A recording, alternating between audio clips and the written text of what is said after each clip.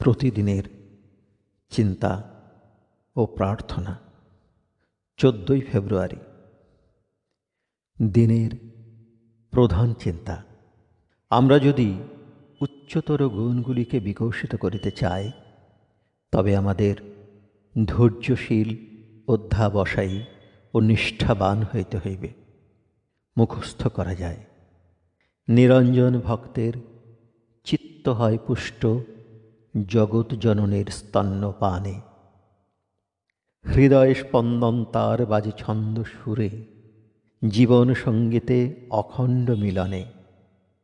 ধন্য তুমি, করেছ বর্ষণ এই দ্বন্দ্বময় পৃথিবীতে তোমার মধুর আশীষ আর শান্তি ভরা প্রেম। উপদেশ।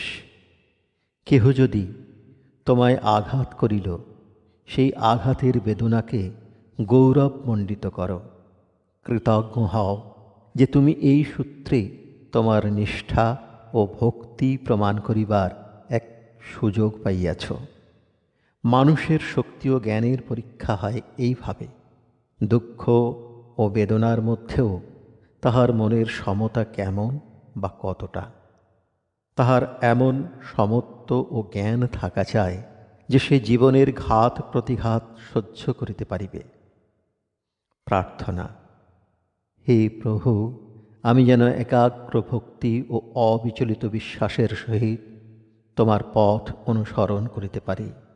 আমায় এমন দিব্য দৃষ্টি দান করো যে আমি যেন জানিতে পাই যে তোমার সহিত আমার প্রাণের কি যোগ, এবং এই জ্ঞান যেন আমাকে এমন শক্তি দান করে যে জীবনে কঠিন কঠোর সকল অভিজ্ঞতার মধ্যেও আমি যেন অবিচলিত থাকি।